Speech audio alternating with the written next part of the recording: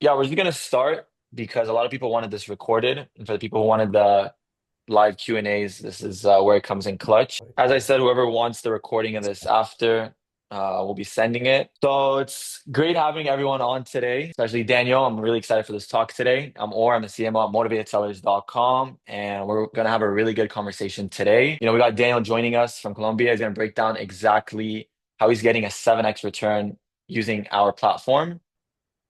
Perfect. So before we get started, a little bit more about me. I host their podcast. If you guys haven't seen that yet, I really recommend. We have Investor One-on-One. If you guys ever want to be a guest or know anyone as well, feel free to send them my way. And we have a new one starting out soon that we'll be sharing. And then we have Daniel, who's built a thriving US real estate innovations remotely, which he's going to talk more about today.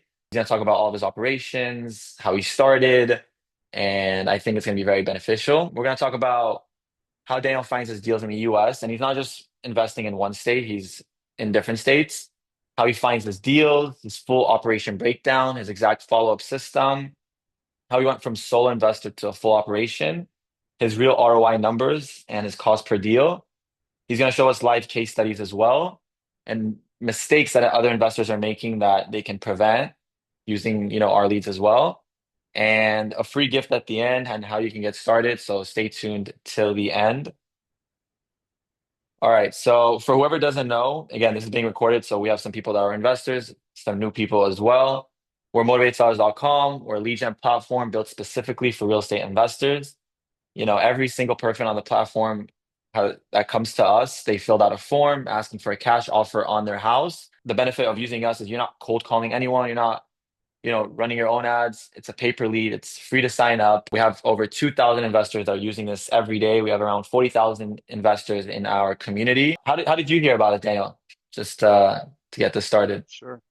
Sure, sure. So the way I came to you guys was I used to work, well, and we'll get into this later on, but I used to work for another operator back in the day. We're talking 4 years ago, maybe a little bit Hmm. more. And he used to use you guys when you were under need to sell. So, that's kind of how I learned about you guys. Went off, did my own thing later on, uh, grinding my teeth, doing cold calling, SMS, the whole nine. And then came back to you guys, probably 6 months ago or so. Awesome, man. So yeah, we'll talk more about everything right after this slide. Just before we start, we have been seeing a lot of success with our investors, and especially Daniel's going to talk about his processes. But this isn't really for people who are not looking to commit the time and money for this, because this is for people who want to scale. You need to have real conversations with real sellers, real follow-up systems. This is the biggest thing as well, and we'll get into that. But yeah, it's for people who actually want to close more deals, want to grow. So yeah, if you can just start us off, Daniel, it'll be awesome to hear your journey, how you started, how you got into the real estate space, and what you've been seeing after using us, your whole story in a sense. Yeah, definitely. So basically, like, my name is Daniel. I was born in Colombia, raised in the States, and now I'm back in Colombia. I just did high school, no college. I started working right off of high school. Um, I was doing ballet, because that area is very big on ballet. Then afterwards, I found somebody believed in me, somebody gave me a chance. It was actually one of my customers. Um, and then, I started working for him. I was 21 years old, making almost 100 grand, just, through pure hustle, pure, wanting to work my tail off, so on and so forth. And then, I was given the opportunity to move here at the time. We're talking 5 years or so ago. I took it. I left the six-figure job when I was 21, 20, going on 22. Everybody thought I was stupid. My mom didn't talk to me for like 3 months because she just was not okay with the whole idea of change. And then, fast forward 5 years, I think we're doing pretty well. So that was before. I also, when I moved here to Colombia, I didn't just come straight to real estate wholesaling. I have a spa Don't ask me how I ended up there, but I did. It was a franchise. I don't know nothing about it. Managed to bring that, to life. I worked it for a year or so, made it profitable. Not crazy numbers, but just enough to get by. And then at some point, I was just, too much partying out here. I wasn't really spending my time where I should have been. Uh, Savings starting to run low, and just I would say by an act of God, I started browsing Facebook, and I just I just said to myself like, hey, I need a job, right? So I just started browsing, and I saw a gentleman who had an ad from like months ago. I had no idea what it was for. Like it said his company name, and I just reached out. He was paying whatever. I don't remember, but it was like not a lot, but I just needed a job. I knew I spoke English. I knew I was a US citizen. So I'm like, hey, there has to be something out there for me, right? So I reached out, he didn't answer. Reached out again, did not answer. Reached out again, finally got a hold of him. Uh, we had a conversation. We met here in the city, and he gave me a job at this. Um, Keep in mind, when I was hired, I had no idea what I was going to be doing, like Hmm. whatsoever. I had no clue, right? I didn't know what real estate wholesaling. I didn't even know I was going to go into a real estate operation because the name of his company had nothing to do with real estate. So, I just started working. He offered me a pay, and then within like 2 months, no, within like 2 weeks, I saw what it was all about, and then I became obsessed. I was like, hey, I'm in this path. Like God put me in this path for a reason. I'm gonna make it mine, right? Hmm. So I just became obsessed. Luckily, at the time, he had all the courses. He had like the Brewer method. He had the Sub 2 by Pace Morby. He had the notes by like I forget his first name, but Eddie Speed. That's the guy, Eddie Hmm. Speed. He had the Steve Trang um, trainings and all that. So I had everything at my fingertips to be able to better myself, right? Um, took full advantage of that, just went through the course, consumed information like there was no tomorrow. I would go to sleep listening to calls. I would cook listening to Pace Morby negotiate. I would, just I would be driving and listening to Steve Trang. So I can say I became obsessed like 100%. Uh, After that, after I working with him for the better part of like 6 months, I learned the business. It just wasn't working out for me money wise, just with the split I was getting. Plus like the hourly, it just wasn't enough for me. And I had already, built a skill that was worth money, right? Hmm. So then I went and started working for another gentleman. Uh, he was paying me commission only, closed a few deals with him, closed not a few deals, a lot of deals with him. Um, and then after like a year or so, I, decided, hey, I think I'm gonna go do this on my own. And then here we are today. I think this is going on my third year. Um, yeah, I think third or fourth year. Um, just doing it on my own. That's awesome, man. I love that. And where are you investing today in the US? And yeah, if you could tell us a little bit more about maybe your first deal as when you started alone. Sure. So I started out cold calling. Hmm. I would just buy data and just cold call them. I got very lucky. And that's one of the things you guys are gonna hear me repeat is luck, but I call it God. I think he helped me quite a bit. My first deal that I got it in Lehigh Acres. At this time, that was, a very good market. I found a gentleman who had a property. It was very beat up. I can probably pull up the address here. Uh, no, never mind. I don't remember it. But it was a gentleman who had the property previously under contract with a different wholesaler. I think it was a total of like two or three wholesalers, and they just couldn't move it. Right. I Mhm. told them, hey, give me a shot. I'll make it happen. I promise. And I got it for 165. I listed it on the market, obviously with his permission, the whole nine, and we were able to sell it for 220 if within like a month. So I think my first deal was a $38,000 deal. And obviously when you're starting, like that's oxygen. Crazy. Yeah, Uh-huh. that's oxygen. Like, obviously a five, a 10 still makes a difference, but when you're talking like almost $40,000, it, it does it does make a difference and it allows you to experiment quite a bit. So that was my first deal. That's And awesome. as far as like the markets I'm in the Florida market, I'm in the Texas market, I'm in the Illinois market. Those are my three main ones.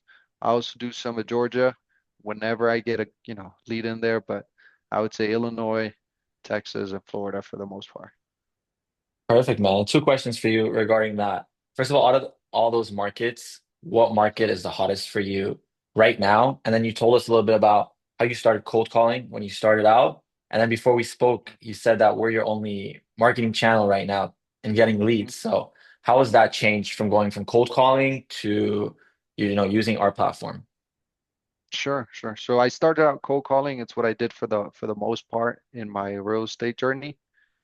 Um, and I would just, I would never pull the list. I would just pay for it. I already skipped trades, so on and so forth. I just thought it wasn't worth my time. I would then throw it into the dialer. I had a couple people in Nicaragua who would help me call those leads. They were, very good. And that's like the cold calling. Now I'm only using you guys. And the way it's changed, look, motivated sellers or whatever PPL you have out there doesn't get sick. Motivated sellers doesn't not show up to work. Motivated sellers doesn't have feelings. They don't, um, they don't slack on a Friday afternoon. So it's a lot. I have reduced the size of my team and increased, um, my revenue. Mhm. So I would say that's the biggest change, and it's like just being able to talk to people that are actually wanting to sell. Like somebody that, whether it's a hot lead, a cold lead, or a warm lead, it's somebody who expressed interest. They went online, they filled out a form, they watched the video and filled out the form. Whatever it was, it's somebody that has that, thought in their head and not somebody that we're just calling out of the blue. Got you. And then can you tell us a little bit more again about a market that you're seeing that's hot right now for some people that are watching this? And Sure. I know this title of the webinar is 7x ROI, but if you can talk about the numbers that you're getting from us, and then we'll follow up to a live demo of you using it, a case study, and all the operations and back end you Sure, have. sure, sure, sure. So I would say, Florida is still pretty good in some pockets. I would say like Central Florida still performs for us. Illinois, I would say most of the Midwest does very well.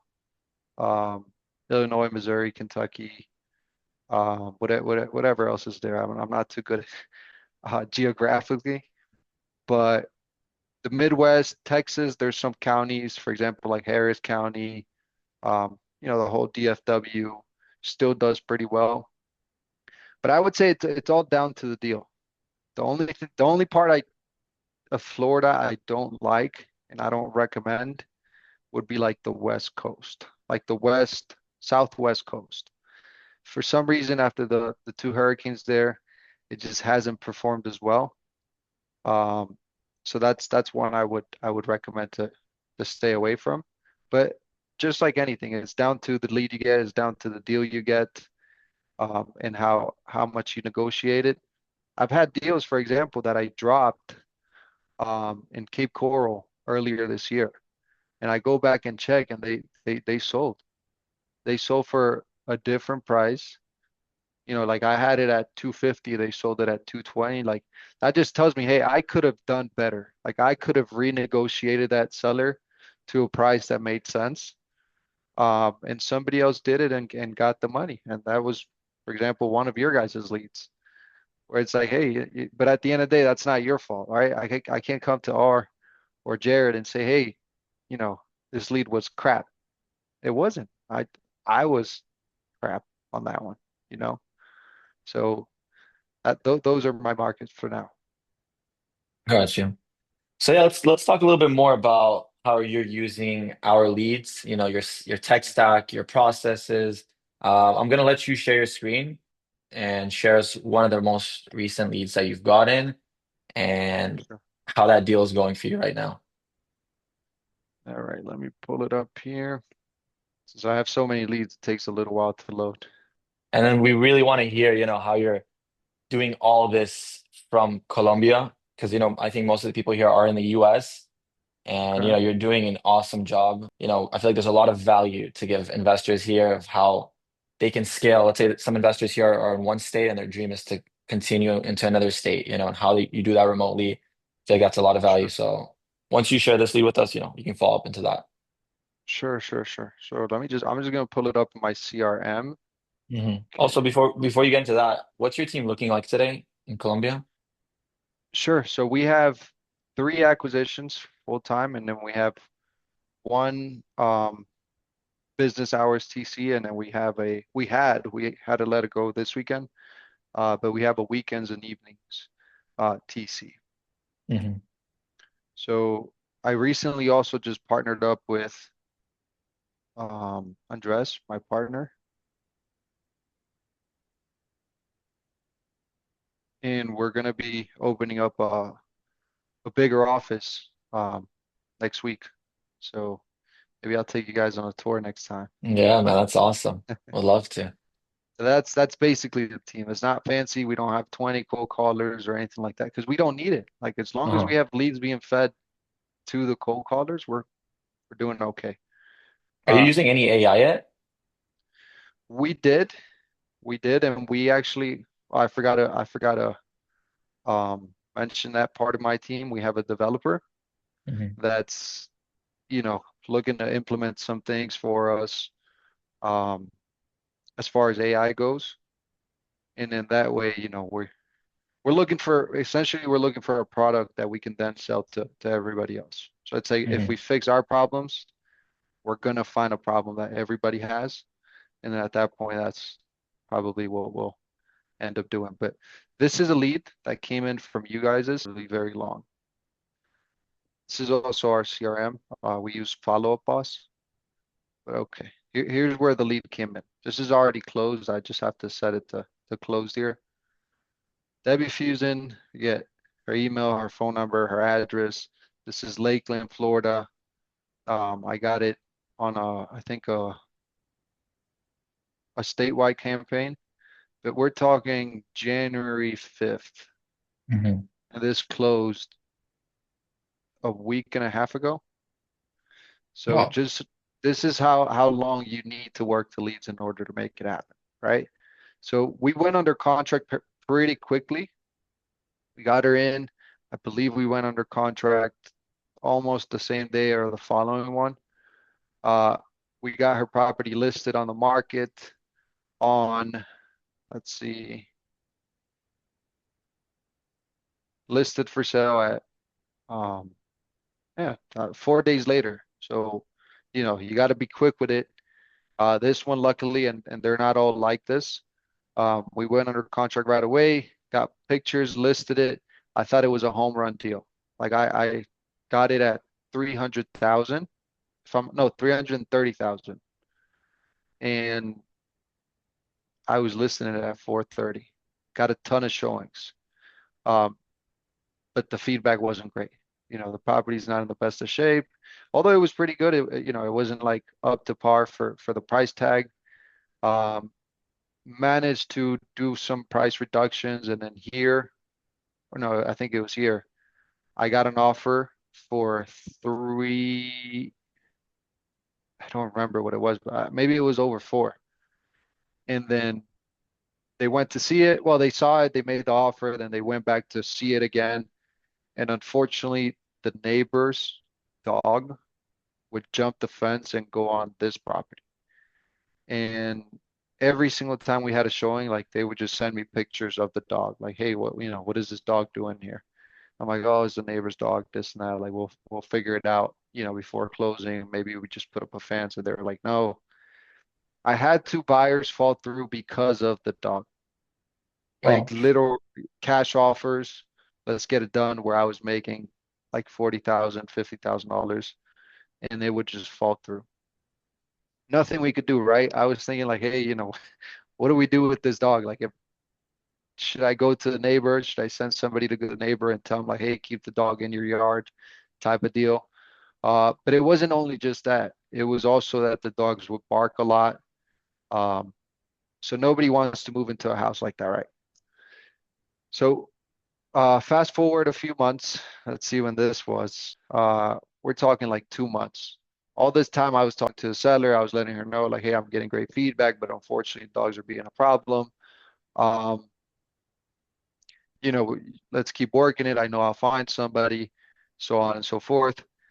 Then this person comes along, which ends up making an offer. They love the house, but their offer was like contingent on contingent on contingency on contingency on contingency. And I'm like, I don't love it, but I don't have anything else at this time, right? So his offer was like 384. Um, and then there was 384. I had to give like a 6% concession. Then I had to pay him like 1.5% of the actual purchase price. And then so we accepted on that. I think I was making like $20,000 at that point. Um, and then once we were under contract, they did the inspection. It came back. Property had structural issues. We had to get an engineer out there. He fixed whatever needed fixing. Property had a bunch of termites. We had to get it tented. Property, all the termites ate through the floor, through the subfloor. All that needed to be changed into the trim, the doors. It was just infested with termites. So we ended up negotiating, and it needed a new roof too. So it was like everything was freaking wrong with this property. So the numbers just wouldn't work, right? So I ended up negotiating back and forth, had a price drop the seller, had to explain the whole thing, tell her, hey, it's not you, it's not me, it's just the property. And at this point, like, we just have to deal with it. I ended up getting a $55,000 reduction from her, which ended up boosting after all my profitability 15,000. So instead of 20, I was now, even though I had a problem, like which everybody would see as a problem, and so would I.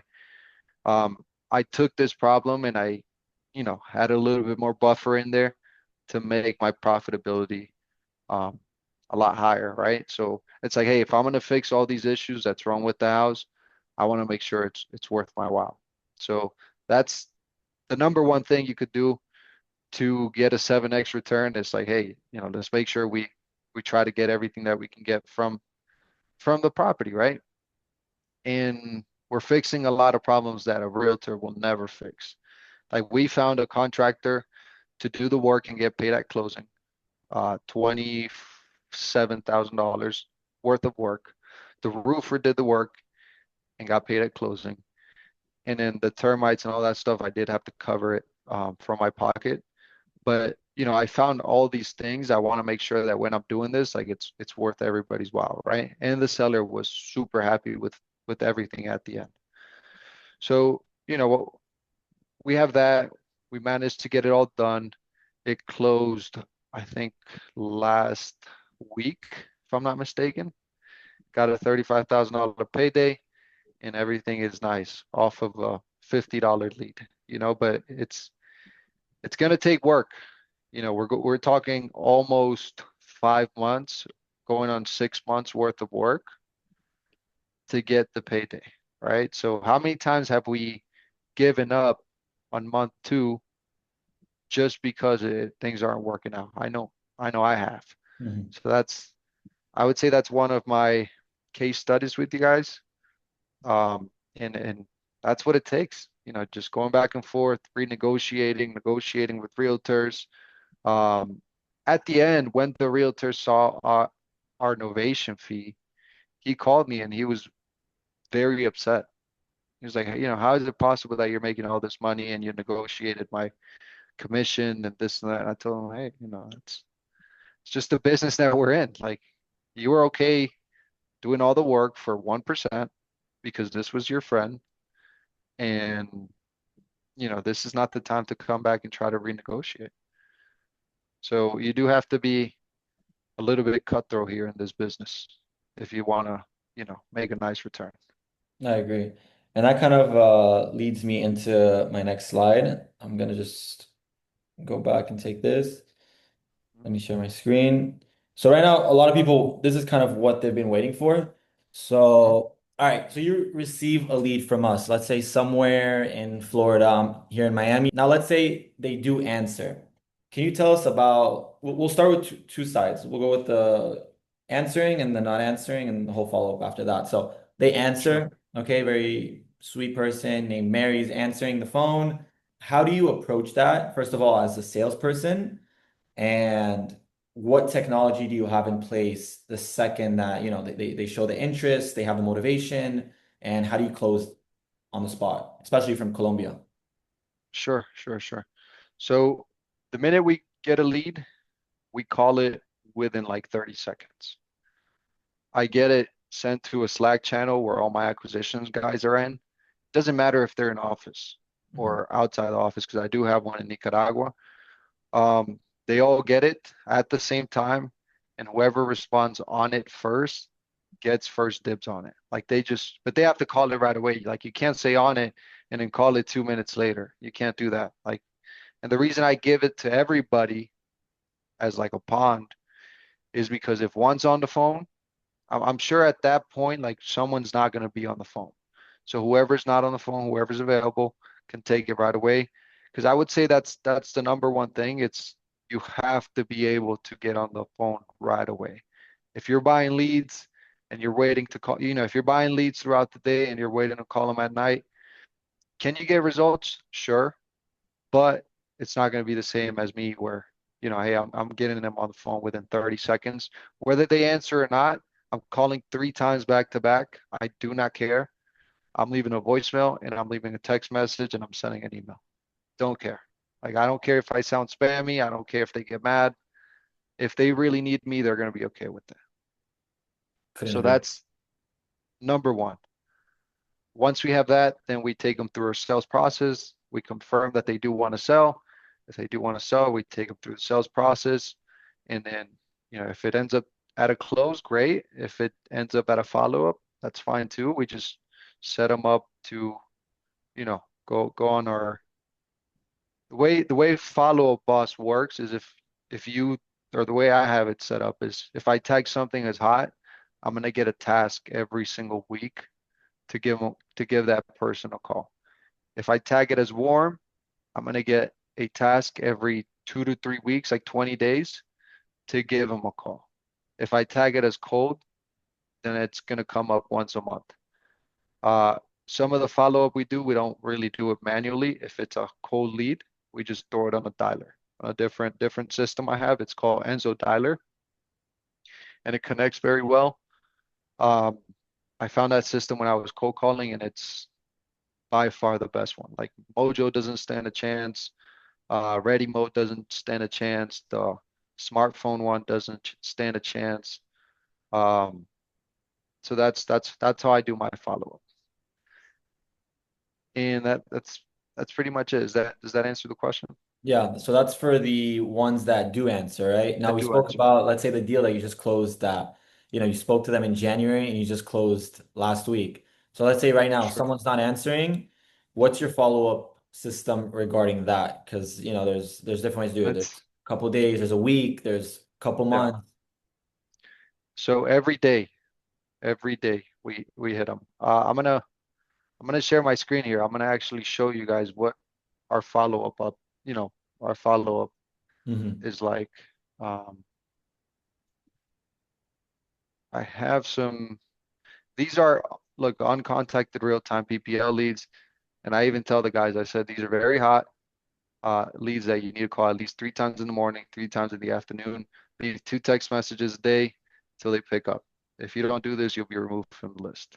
Hmm. So I keep them here for 21 days. If they don't answer within 21 days, I let them go. I guess, okay, at that point, I just gotta move on to something else. But for example, let's see this one. We have today at 9, we have today at 9:40. We have today at 9:40, today at 9:40, 9:35, 9:35, 9:35. May 27 is yesterday. Uh, called them, called them, called them, called them. Left a text message, called. This was the previous day, called them, called them, called. So it's like you can see where we're just hammering these people. It's only been 3 days and they've gotten 31 calls in 3 days. Wow. Let's go to the next one. And this is Three just calls, or days. are you guys sending messages as well? We're sending 4 messages. We just this thing. The only thing I don't like about this CRM is sometimes they flag us as spam. So we try to keep text messages at a minimum, but we will leave voicemails and just try to do like one text message a day. But once again, like this lead came in 3 days ago. It's gotten 30 calls. This one came in probably 3 days ago, 40 calls. So you guys do follow up a lot. Like, what are you seeing from your end? Calls. People, like how many people out of the people that you close are from follow-ups versus people who just answer right away, percentage-wise? So I don't have the exact percentage, but it's always a lot higher on the follow-up than the right away, of course. I Hmm. don't have an exact percentage, but I would say 90% comes from follow-up. Like not many you get on the first call. It just doesn't really happen.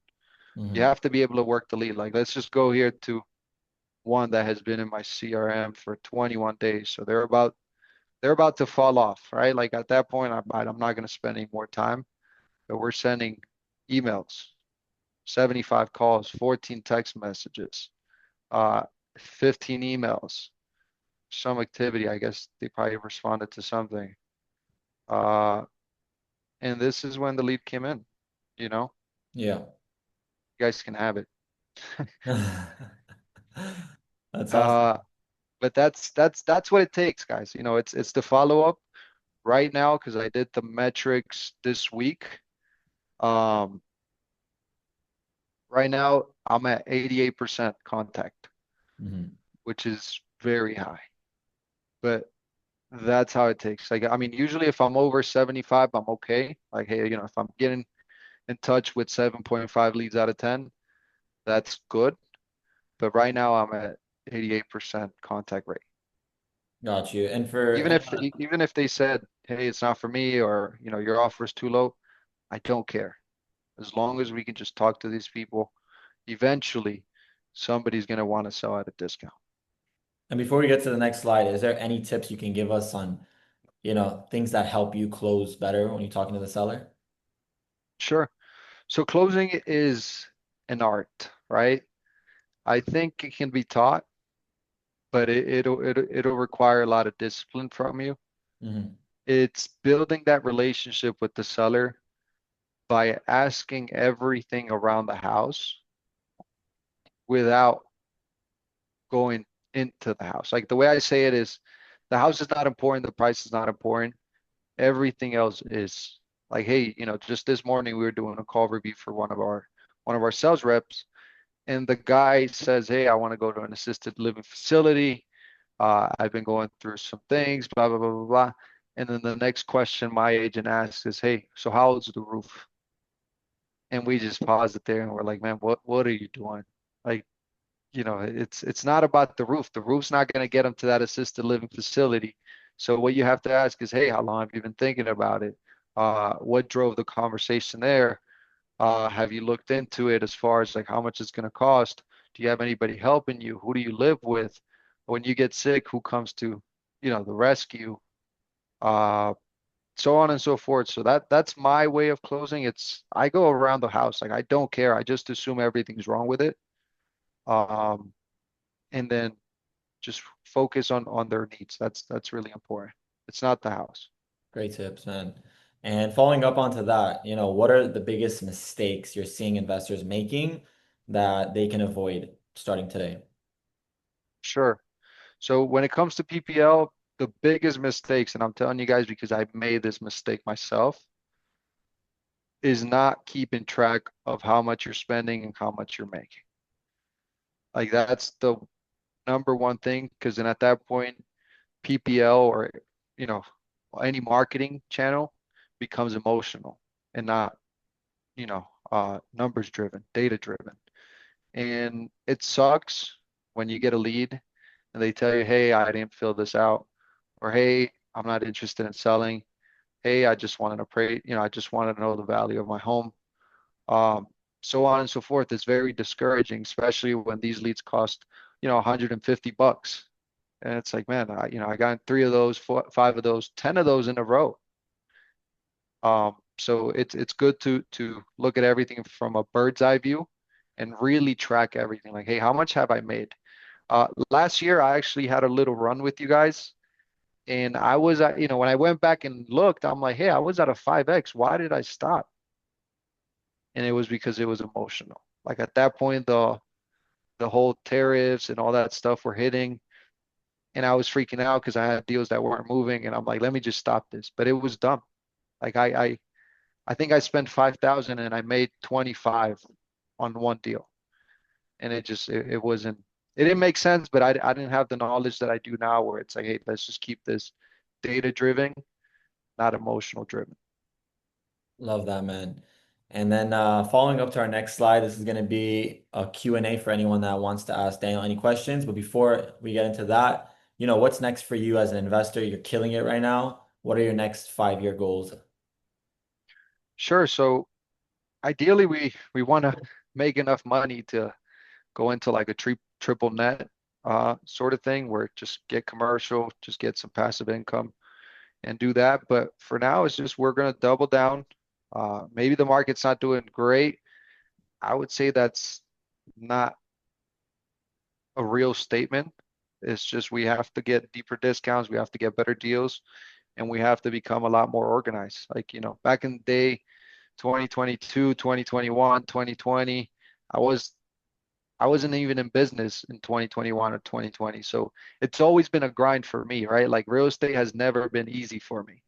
I've never had the luxury of just locking things up at whatever price and getting multiple bids on it because interest rates are low. So this is, there's nothing new to it. And as far as like what's next, we're just gonna double down, keep doing innovations. We're gonna try to go into curated title in the future as well, but that's why we're getting a bigger office, get a bigger team, and hopefully make a lot more money. Love that. And does anyone here have any questions before we get to our last slide? Hey Daniel, it's Jared. Hey Jared, how are you? Good in you. Good in you, Daniel. Daniel, I actually just wanted to ask you. I mean, we speak frequently, obviously we work together, but when you get sellers that say to you, yes, I'm interested in selling, let's say the property is worth $300,000. Yes, I'm interested in selling, but I want $300,000. I want the market price. And if you don't give me that price, I'm just going to go list it with a realtor. I used to be a realtor too, and I know all too well that, it requires, as you say, nurturing and maintaining that relationship to obviously try and find those real pain points. But what do you teach your guys in terms of like how to handle that when they're pretty um, assertive that they want to sell for market price? How do you handle that initial response from them? Sure, sure. So Jared, it can come at different times of in the call. Let's say I get the call, I get the person on the line, and the first thing they hit me with is, "Hey, I want 300,000, no less than that." Perfect. Yeah, my goal is to get you as much as possible. Let's go ahead and have a conversation, and hopefully we can meet you there. You keep it going. You haven't earned the right to make an offer.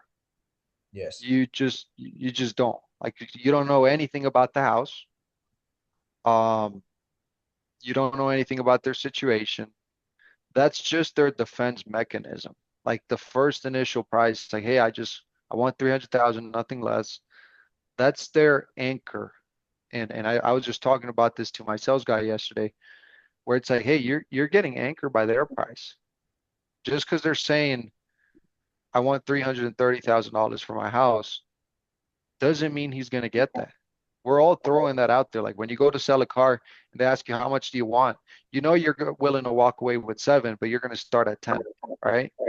So that's what I tell the guys. Don't get anchor. Like you're the sales professional here. Do not get anchor. If anything, you should be anchoring them. So that's basically how I deal with that. And some will end up converting, some won't. Who cares? Like it's just keep it going. Got you. Yeah, got you. And that's what I think. I think you're right. Is that it's you don't want to have that commission breath or that Mhm. just trying to close them there on that first phone call.